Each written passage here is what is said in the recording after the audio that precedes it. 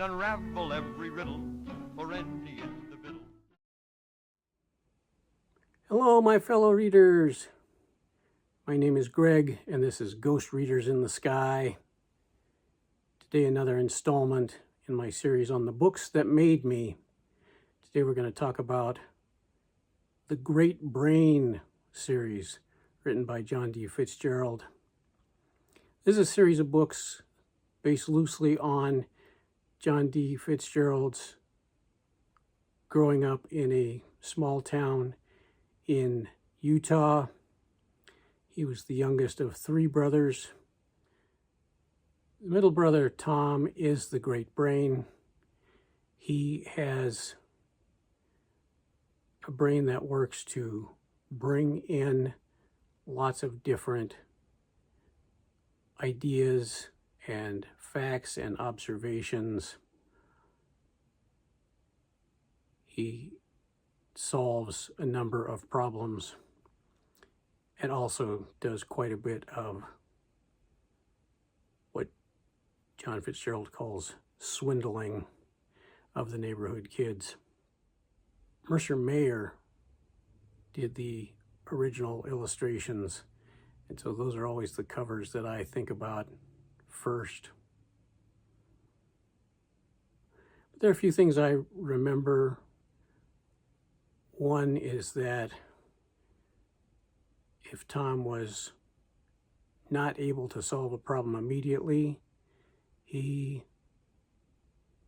was a big proponent of sleeping on it and letting his brain work on the problem overnight.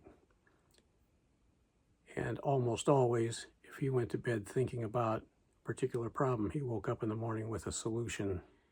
He also found a lot of ways to trick the neighborhood kids and his brothers.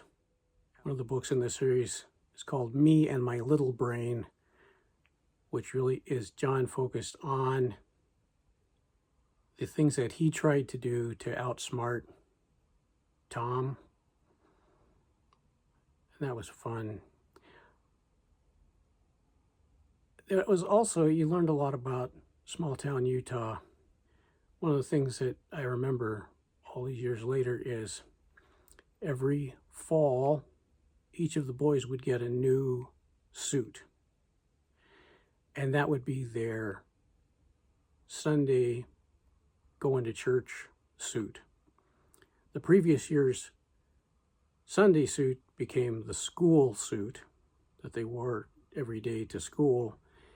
And the previous year's school suit became the one for play.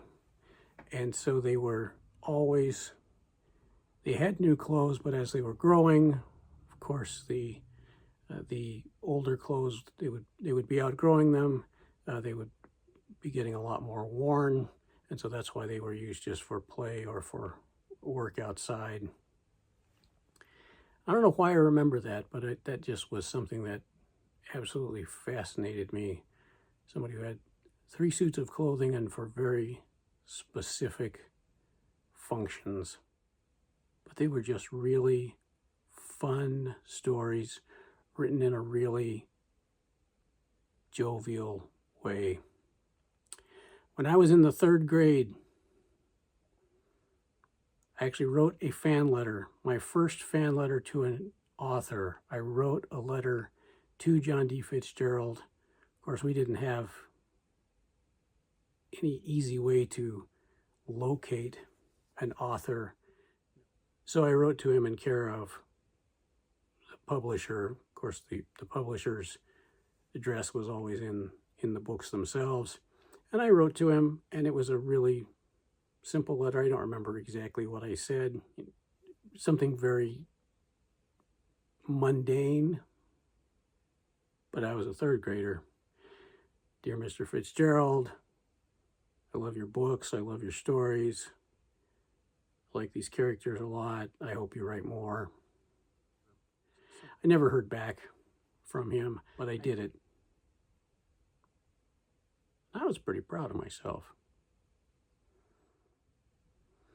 So there we go, the next in the series of the books that made me.